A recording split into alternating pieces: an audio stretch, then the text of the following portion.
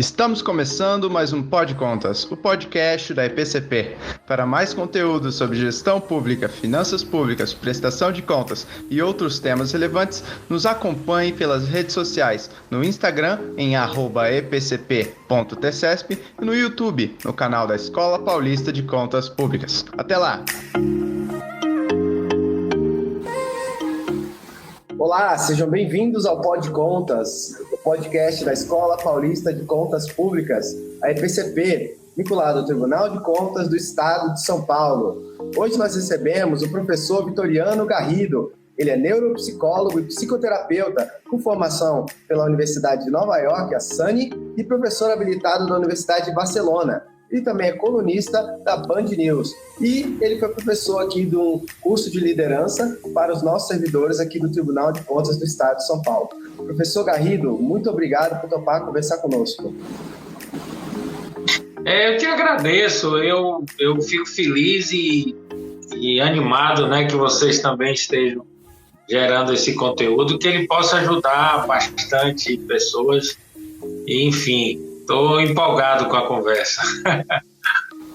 Legal, professor. Os nossos colegas aqui do tribunal gostaram muito das suas aulas, das suas dicas e tudo mais. Eu acho que o pessoal ficou muito feliz. Eu acho que esse papo aqui vai ser uma forma de abordar alguma coisa do curso e também trazer um pouco para fora, né? Que o nosso podcast ele é escutado aí muito por estudantes universitários, né? Por servidores de todo o Brasil. A gente tem uma audiência legal e acho que vai ser legal essa conversa. Então, eu queria te agradecer novamente e partir logo para a minha primeira pergunta, que a primeira ideia que a gente teve aqui de perguntar para o senhor. Que, por exemplo, aqui o Tribunal de Contas, onde nós estamos, é um órgão eminentemente técnico, né, que faz análise de contas baseada na lei, né, nas leis de finanças públicas, de licitações e contratos, etc. Então, é natural que exista uma expectativa, quando nós pensamos em cargos de liderança, né, em que sejam lideranças com alta capacidade técnica também. Mas o senhor também comenta bastante que um líder também precisa de entender de gente, né? Não só dessa parte técnica, mas entender das pessoas, né? Dos subordinados, dos colegas, etc. Então, eu queria ouvir que o senhor pudesse aqui, então, desenvolver um pouco mais essa ideia. Qual é o papel, então, que se espera hoje dos líderes? É interessante, e órgãos incríveis, assim como vocês, que têm uma função social maravilhosa, né? Importantíssima para a sociedade até, vamos chamar assim, para a paz social, inclusive. E o líder, eu sempre falo que o líder ele tem que usar 4 bonés, ele tem que ter 4 papéis dentro dele, que ele vai usando esses papéis, eles vão surgindo a partir das demandas. Então, ele tem a parte técnica da liderança, como você bem colocou, que ele conhece do negócio, conhece da tarefa que ele está exercendo. É muito importante que o líder tenha esse conhecimento técnico daquilo que ele se propõe liderar. Ele tem uma habilidade que eu chamaria uma competência administrativa, de fazer o autogerenciamento, a autogestão, que são aquelas competências básicas que a gente conhece da chefia, né, que é liderar, planejar, organizar o trabalho, enfim, a gestão do tempo. Então, tudo isso está dentro de uma competência administrativa. Então, essas 2 competências, técnicas e administrativas, são lógicas racionais, são cartesianas, portanto.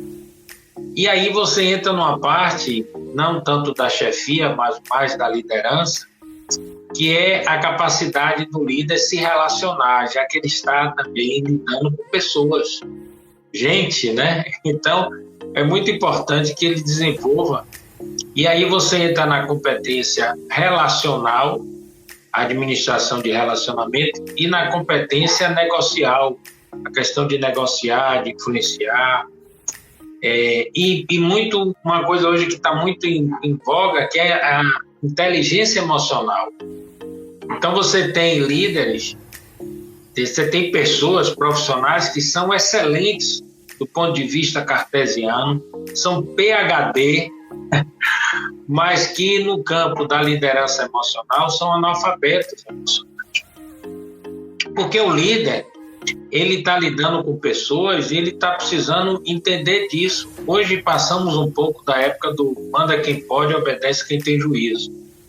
Hoje a gente tem que influenciar, tem que negociar, tem que ajudar no engajamento, na motivação da equipe. Por isso que, para fechar essa pergunta inteligente sua, eu diria, voltando à história dos bonés, é como se eu, para ser líder, tenho que usar 4 bonés. O boné do técnico, do administrador, do psicólogo, né, entre aspas, e do diplomata. E aí muitos chefes falam isso, mas eu tenho que ser psicólogo, eu não tenho nada a ver com isso, porque a mentalidade antiga, meu amigo Maurício, era assim: se alguém tinha um problema, mandava para o RH. Não, vai para o RH, o meu negócio é produção. E hoje o conceito moderno do mundo da administração dos negócios é o RH ser matricial, ser assessoria. Então, todo gerente é gerente de RH. Todo gerente é gerente de pessoas. Por isso que agora não dá mais para fazer como antigamente. Não me traga problemas, eu quero solução. Então, hoje o gerente tem que ajudar, tem que auxiliar as pessoas. Então, ele tem que ter esse conhecimento psicossocial, esse conhecimento de comunicação político, que isso vai somando com a competência técnica e somando com a competência administrativa, vai fazer o quê? Você tem um líder completo, um líder que atende todas as habilidades desejadas para um cargo desse. Muito bom, professor. Realmente, essa parte é uma parte que está em alta ultimamente, acho que eu acho muito positivo, né? Pensar no líder não só por esse merecimento técnico, essa habilidade técnica, porque, querendo ou não, o líder, ele não só gere trabalhos técnicos, ele gera um time de pessoas que tem aí suas preferências, suas ideias, às vezes divergentes, né? E falando em divergência dentro do ambiente de trabalho, o líder, esse líder gestor de pessoas, né? E hoje, como o senhor bem colocou, todo líder, todo gestor, ele é um pouco gestor de pessoas também, né? Esse líder precisa ter uma inteligência emocional muito elevada para, inclusive, gerir eventuais conflitos, né? Porque ele está ali, os subordinados um pode preferir uma coisa, o outro pode preferir outra, e às vezes a negociação pode não ser tão simples, tão fácil, né? Existem conflitos, às vezes, que surgem que você não sabe de onde ele veio e do nada ele tá dando dor de cabeça para todo mundo. Então, eu queria perguntar sobre essa questão da inteligência emocional. Então, o que é preciso para se ter uma boa e uma elevada inteligência emocional nos dias de hoje? Essa questão é importante. Primeiro, empatia, né?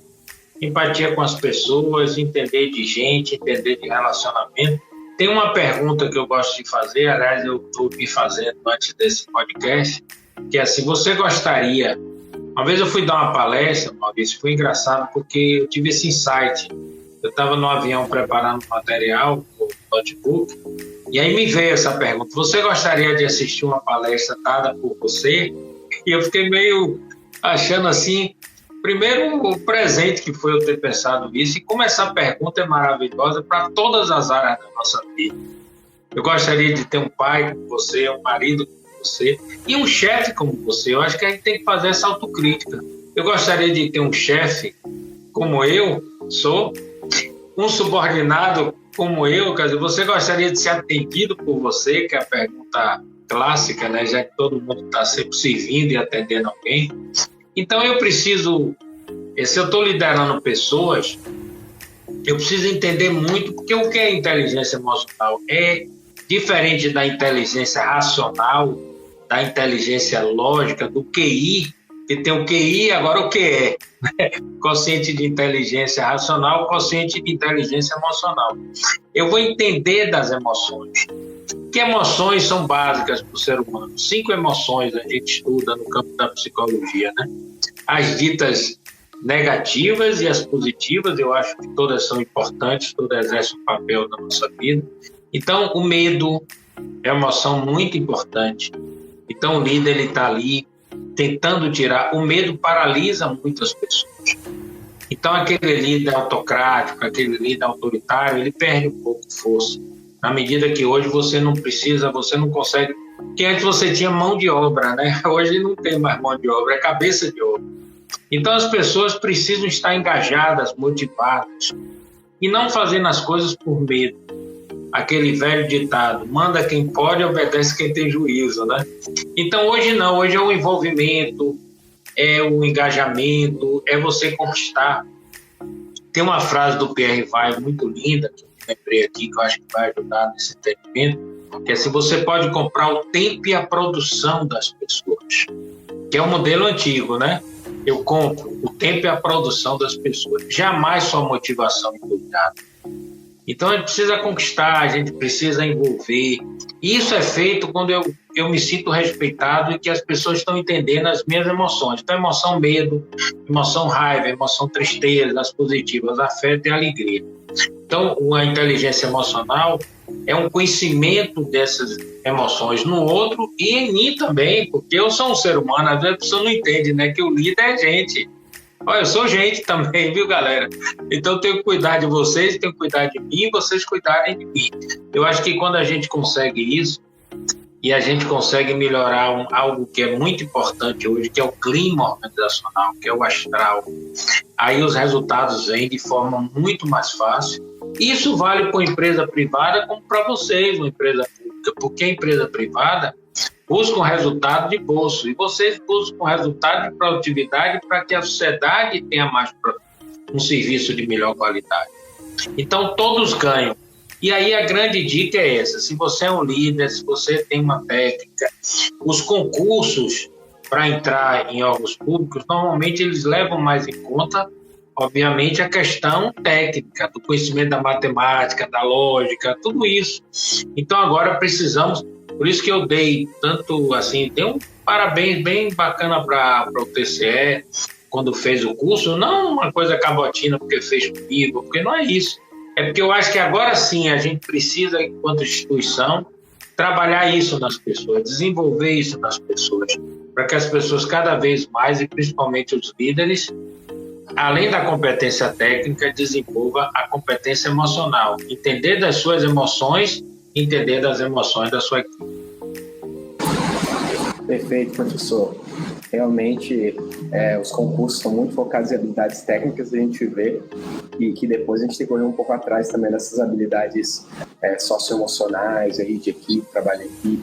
Acho que é um outro pilar essencial, né? Porque realmente você saber o conteúdo, a legislação, as normas de finanças públicas, aí, tudo, a lei de licitações, tudo isso é importante demais, mas é só uma parte do que é necessário para ser um bom funcionário, tanto um subordinado quanto também um bom chefe depois, né?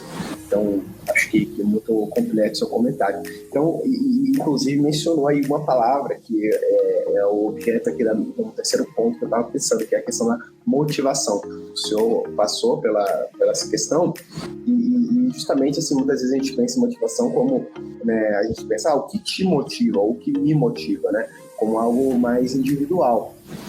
Mas, de certa forma, a equipe, né, o ambiente de trabalho também pode atuar aí, né? Você está numa equipe que tem um bom clima, né, um ambiente de trabalho também que é um bom ambiente de trabalho. Isso tudo acho que também influencia nessa tua motivação de correr atrás, de entregar e de se sentir feliz e completo aí na sua atividade profissional. E aí eu queria então ouvir do senhor também um comentário sobre isso. Como o líder ele pode atuar para motivar os seus liderados? É muito boa a sua pergunta, Maurício, muito oportuna, porque há uma confusão, né? É um tema tão importante a questão da motivação. Primeiro, a diferença de motivação e estímulo. Estímulo é algo de fora para dentro. Então, o salário, as condições de trabalho, essas coisas todas, tudo isso são estímulos. E a motivação, ela é de dentro para fora. É mais vinculada a uma causa, a um propósito. Eu acho que quem trabalha com área pública é missão de Deus, porque está podendo ajudar a comunidade, as pessoas. Então, o seu trabalho vai ter um impacto muito grande, como eu falei no início, até numa tranquilidade social e no bem-estar coletivo. Então, na medida que vocês estão ali fiscalizando os órgãos para que usem mais de forma positiva e de forma honesta o serviço, as verbas públicas, isso está sendo incrível. E por isso que eu falo, isso pode me motivar também, que é a motivação vinculada à causa, vinculada ao serviço, a um propósito. Então, eu estou fazendo um trabalho que é do bem. E tem uma frase da Mary Ferguson que ela fala assim: ninguém pode convencer o outro a mudar. Ou seja, ninguém pode convencer o outro a se motivar, a se automotivar. Cada um de nós vive uma porta de mudança que só é pelo lado de dentro. Então, a porta da mudança, a porta da motivação, não tem maçaneta fora, só tem maçaneta dentro. E se a pessoa não abrir essa portinha, nada vai acontecer. Então, eu acho que aí o papel do líder, primeiro, ele se automotivar, porque se ele não tiver, não adianta nada. Ele vai motivar alguém que nem ele está. Então, ele buscar essa motivação, buscar esse compromisso com uma causa, essa conexão com algo que ele faz, e que é muito bacana quando a gente tenta de noite e a nossa consciência está tranquila, que a gente fez o trabalho mais digno e decente possível dentro das condições que a gente tinha. Então, a motivação interna de cada um, do líder, é importante, e ajudar as pessoas, a que as pessoas possam enxergar isso. Aí que é o trabalho de convencimento, é o trabalho de criar um ambiente de trabalho, a integração, o time, a equipe. Tem pessoas nas organizações, até quando eu falo isso, o pessoal acha engraçado, que a maior motivação é desmotivar o colega. Então, o cara fica ali o dia todo, quando vê um animado, vai para lá e desanima. Então, eu falo, o líder tem que estar atento a isso para corrigir essas coisas. É dormindo com o inimigo, né? Às vezes o chefe está ali dormindo com o inimigo, ele está fazendo o trabalho de engajar e o outro está fazendo um trabalho sorrateiro de desengajar, que é diferente do questionador, não é isso? É aquela pessoa que deliberadamente está querendo sabotar uma boa ideia. Então, é papel do líder conhecer o ambiente, conhecer as pessoas, ajudar na motivação das pessoas, mas não é aquela coisa assim, você tem que ficar motivado, ou então, não é na força, é no jeito, é na habilidade, é no engajamento, mostrando às pessoas como o trabalho pode ser útil, como o trabalho pode ter uma grandeza, e que muitas vezes isso acaba fazendo muito bem, porque eu sempre falo, é minha fórmula, viu, Maurício? Eu trabalho para pagar boleto e fazer o bem. Eu gosto de imaginar isso, né? Então, acho que isso é uma coisa boa, isso é uma coisa que, por si só, é muito motivador. Se a gente for para a pirâmide de Maslow, a gente vai ver lá na pirâmide de Maslow que tem aquelas coisas mais de sobrevivência, de segurança, que tudo isso tem que ter, mas que quando você vai subindo na pirâmide é o que? É o reconhecimento, é o elogio. Isso é muito importante, o líder dar reforço positivo. Não pode ser não fez mais do que a sua obrigação. Tem que incentivar, tem que elogiar, tem que engrandecer o bom trabalho e desenvolver essa capacidade de ajudar as pessoas, para as pessoas sentirem uma realização naquilo que fazem. A pirâmide de Maslow fala de 3 aspectos muito importantes da motivação: o ambiente de trabalho, o líder está atento a isso, o reconhecimento e a autorrealização. E para fechar, foi feita uma pesquisa, não tem nada a ver com o TCE, mas de modo geral no mercado de trabalho, que 80% das pessoas estavam tristes e apáticas, porque trabalhavam de forma mecânica. Não é o robô que está tomando lugar do homem, às vezes é o homem que está tomando lugar do robô, no piloto automático e sem nenhuma conexão emocional positiva com aquilo que ele faz. E aí você vê que quando você conversa com essas pessoas, eles se ressentem exatamente disso, um ambiente de trabalho mais aglutinador, de um líder que possa estar incentivando e elogiando mais, é merecedor, e de sentir a importância do trabalho dele, o que é que o trabalho dele pode causar de positivo no mundo, né, e para as pessoas. Então, acho que o líder, fechando, ele cuida da motivação dele, ele não pode se motivar pelo outro, mas ele pode dar uma forcinha para criar um ambiente que seja altamente motivador para todos. Bom, realmente o papel do líder é esse, né? Gostei muito de uma frase que você falou, que trabalho para pagar boleto e fazer o bem. Gostei bastante, é uma ótima síntese, bem curtinho, pega bem o espírito, né? Então, professor, tem um último ponto aqui, falando justamente entrando um pouco nessa área. O senhor fala aqui que liderar é dar afeto, orientação e limites, né? E quanto a orientar, a gente pensa mais em relação às capacidades técnicas, né? A gente orienta, faz esse trabalho, faz aquele, assim, mais nessa área de, vamos dizer, nas competências próprias do trabalho. Mas pensar nessa questão de dar afeto, acho que às vezes acho que deve ser um dos pontos que se tem dificuldade. Em limites também às vezes pode ter alguma dificuldade a depender, mas essa questão do afeto acho que é a que mais chama a atenção, porque tem uma ligação com essa questão de fazer o bem que o senhor colocou. E aí uma questão para quem tem dificuldade, qual seria uma primeira atitude para exercer esse papel? E o que o senhor acha, né, que o líder deve fazer para colocar limites sem parecer aquele negócio, eu estou fazendo isso só para mostrar quem manda, né? Que sou eu que mando, eu sou líder, eu que mando, eu boto esses limites assim mesmo, que parece uma coisa até meio autoritária às vezes. Então, como exercer essas atribuições com equilíbrio, serenidade e eficiência também? Excelente, viu, Maurício, sua colocação. E esse bate-bola aqui, eu acho que eu quero dar muito mérito à sua condução, que está casando tudo, está fluindo, né? Mas, assim, eu gosto dessa frase porque acaba sendo uma síntese, né, que vale um livro de liderança. Liderar é dar afeto, orientação e limite, porque o caminho do meio, o equilíbrio, tem uma máxima oriental que eu falo bastante como mantra, que é assim: o excesso de uma força vira uma fraqueza. E uma qualidade usada ao extremo vira um defeito. Então, sinceridade é uma coisa maravilhosa. Mas se eu ficar super sincero, eu não vou dar feedback, vou dar feedback. E aí não vai funcionar. As pessoas vão correr. Generosidade é ótimo, mas se eu ficar muito generoso, eu posso ser bonzinho para todo mundo e malzinho para mim. Então, esse equilíbrio, e que a gente vai adoçar o doce, mas se adoçar muito, vai ficar muito doce, esse caminho do meio. Eu acho que essa frase fala isso. Então, tem líderes que queimam o afeto. E aí ele fica, o que é liderar? Dá orientação e limites. O afeto aí, ele está no sentido que ouvir é uma forma de afeto.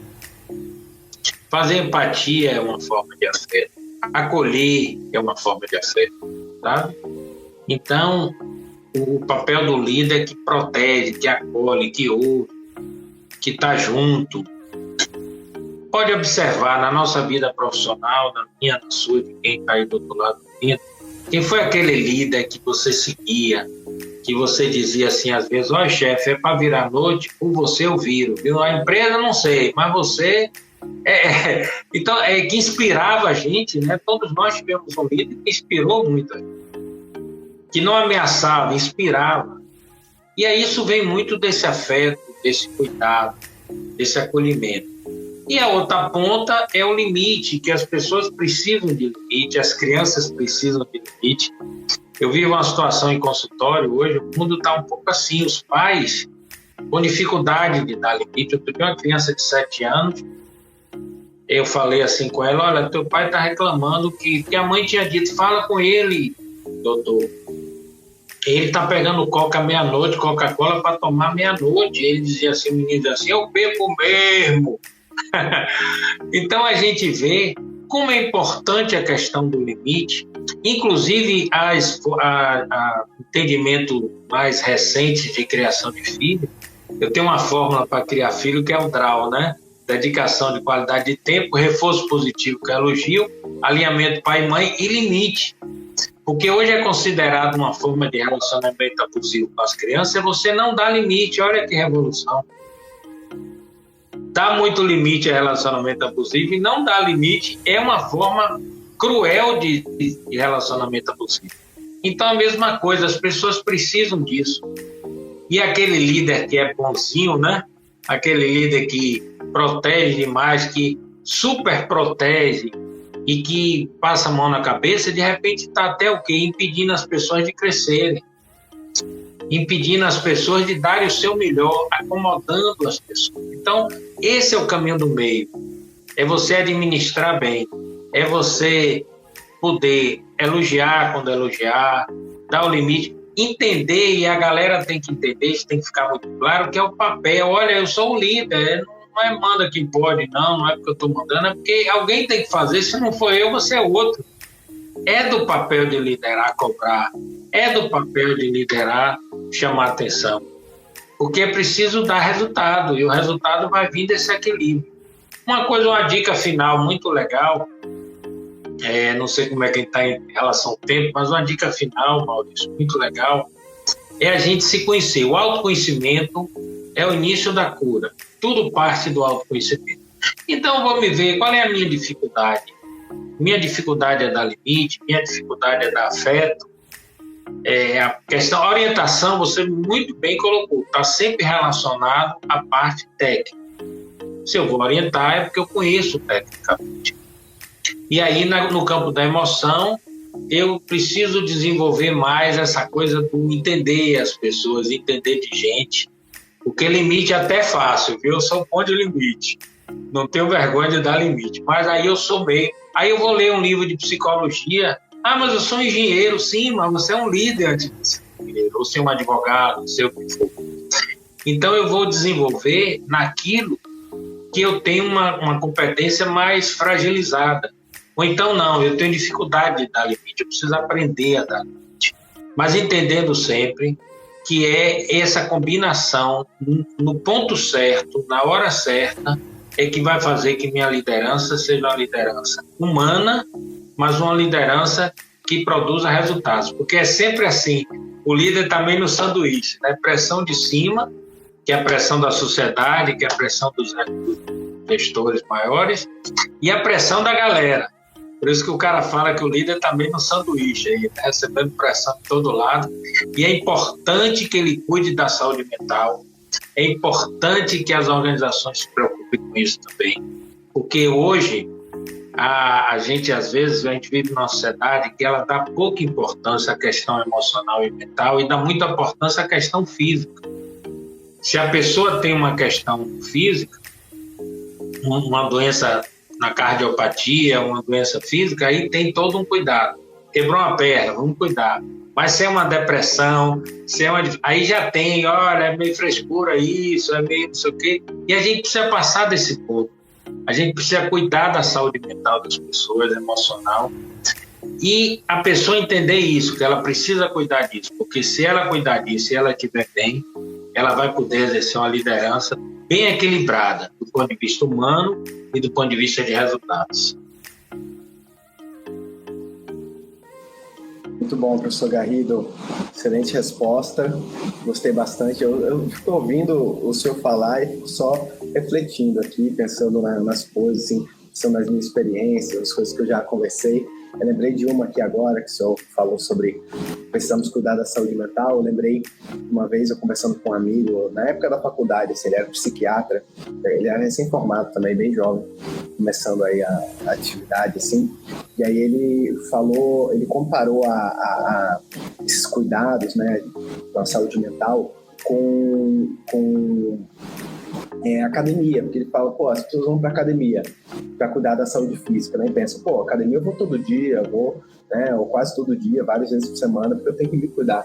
Mas aí a questão de um psicólogo, um psiquiatra, um profissional assim, da saúde mental, o cara já negligencia, já não, deixa para depois e tal. E aí eu achei essa uma perspectiva bem interessante, assim, de inserir essas preocupações na rotina da pessoa, né? Como algo que você precisa estar refletindo para melhorar, assim como a sua saúde física, né? Se você for sedentário, se você não se preocupar, você não vai melhorar. Então, acho que esse foi um comentário muito interessante que eu ouvi, que me deu essa perspectiva.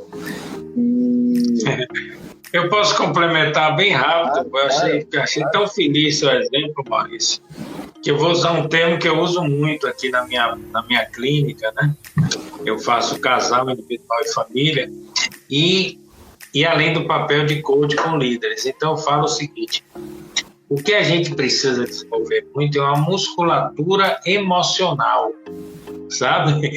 A gente tem que cuidar disso. E, na minha experiência prática, as pessoas, cada vez mais no trabalho, elas vão conhecer muito da parte técnica. Vai acontecer cada vez mais, pela proximidade com o trabalho, que os técnicos vão até conhecer mais da parte técnica do que os líderes, no detalhe, no aprofundamento. E cada vez mais esses líderes vão ser chamados para exercer o papel dele, não só na liderança técnica, mas principalmente na competência emocional, na competência política, que não é a partidária, no sentido de influenciar e negociar. E aqueles líderes que desenvolvem isso e que acordaram para isso vão ter uma vida muito mais fácil, um crescimento profissional muito maior, porque um líder que entende de gente, ele tem uma valorização muito grande do mercado de trabalho. Então, até em termos de carreira, vale a pena a gente pensar, desenvolver e cada vez mais estar dando bola a assuntos como esse que a gente está falando hoje. Perfeito, professor. Obrigado por essa conclusão, foi muito pertinente. Eu queria agradecer o senhor aqui pela essa fala, por esse episódio, pelo curso também. Foram momentos muito aprendizado para nós aqui do Tribunal de Contas. Então, eu queria te agradecer novamente e obrigado por tudo, tá? Tá bom, um abraço, prazer estar aqui. Quando estiver pronto, me passa para eu poder divulgar. Eu acho que quanto mais gente tiver acesso a isso, melhor. E parabéns a vocês. Eu acho que é muito bonito quando a gente vê um órgão público, né, se preocupando extramuros, não só com a sua galera, mas se preocupando com a sociedade. Eu acho que é um papel fundamental, é uma ajuda que vocês dão, e isso é muito nobre, isso é muito meritocrático, tá? Parabéns a vocês.